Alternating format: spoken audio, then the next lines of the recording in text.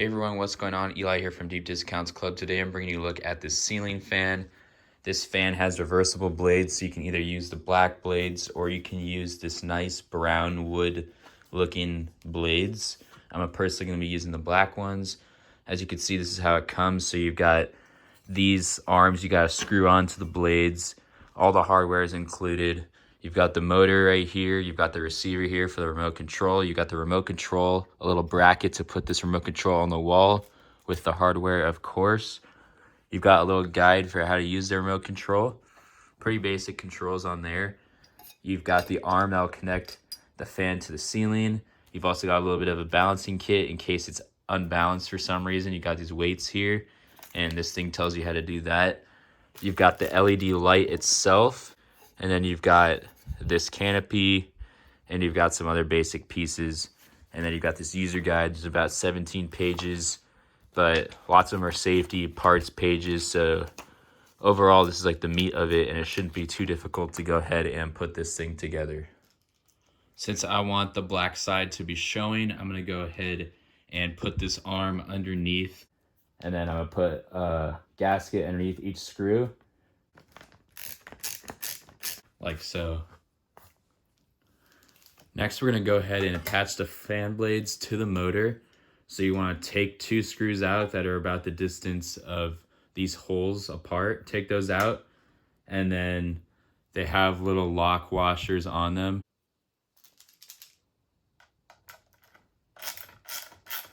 Like so, and you wanna do that for all of them.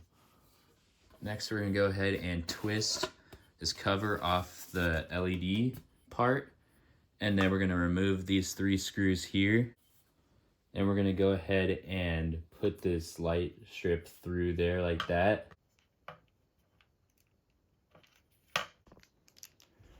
Then we're gonna take those 3 screws and attach the LED board back to that bracket.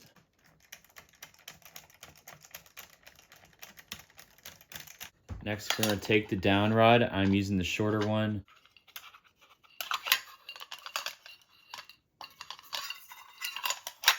There you go. Once you are able to fit this pin through both holes, you'll then go ahead and put this other pin through like that to lock it into place. Then you want to go ahead and tighten these 2 motor screws. I aligned this little ball piece into the bracket that's on the ceiling.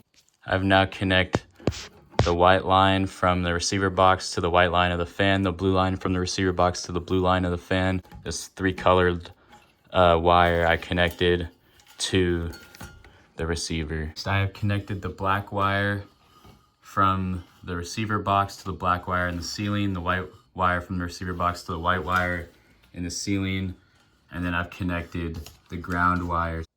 Alrighty, the light and fan have been installed. I just had to go ahead and tuck the receiver into the mount at the top there, and then I just had to turn the entire configuration so that the screws lined up in the holes that are up in the upper part of the mount.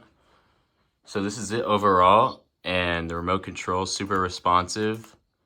As you can see, it starts off with a white light, and then it gets a little bit like mixed between white and yellow, and then it's completely yellow. So you can switch between those 3.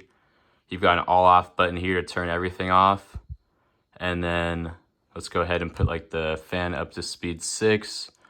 You can reverse the fan, so if it's a winter time and you want to warm up the room a little bit, you can do that. As you can tell, the fan is just super silent. This is honestly the most silent fan I've ever had, a lot more silent than my old fan, so that's very nice. And then you can even set timers.